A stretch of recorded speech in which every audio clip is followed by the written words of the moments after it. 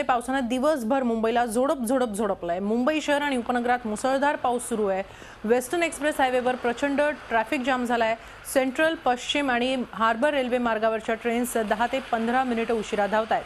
सखल भागात पाणी भरलंय। सांताक्रूज, विलेपार्ले, पेडर रोड या भागांमध्येही प्रचंड पाणी साचलेलं आहे। पावसाने मुंबईला झोडपलं की अनेक ठिकाणी पाणी साचतं। सखल भागात तर हा नेहमीच समस्या बनलेली आहे ही, मात्र याचा परिणाम वाहतुकीवर होतो।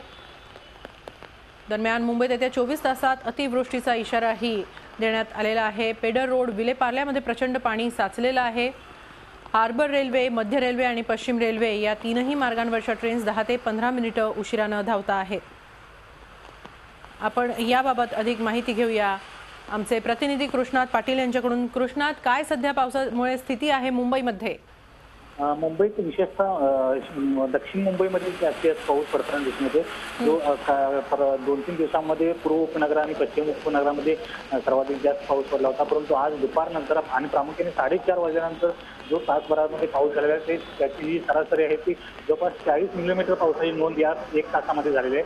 आणि प्रचंड मोठ्या प्रमाणात पाऊस कोसळत आहे आणि विशेषतः सकल भाग जो आहे, बाबुलनाथचा परिसर असू दे, त्याचबरोबर हिंदमाताचा परिसर, आणखी परेल वगैरे भागामध्ये पाणी साचलेलं दिसून येते। आणि आता मुंबईची जी वाहतूक आहे ती ऑफिसला जाणाऱ्या ज्या गाड्या आहेत त्या प्रामुख्याने वाहतूक कोंडीमध्ये अडकलेल्या आहेत। पेडर रोड आहे, त्याचबरोबर मरीन ड्राईव्हचा जो परिसर आहे त्या ठिकाणी सर्वाधिक जास्त वाहतूक कोंडी दिसून येते।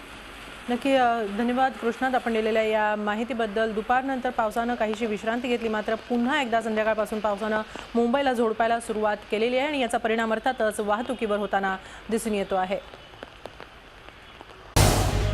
झी 24 तास रहा एक पाऊल पुढे।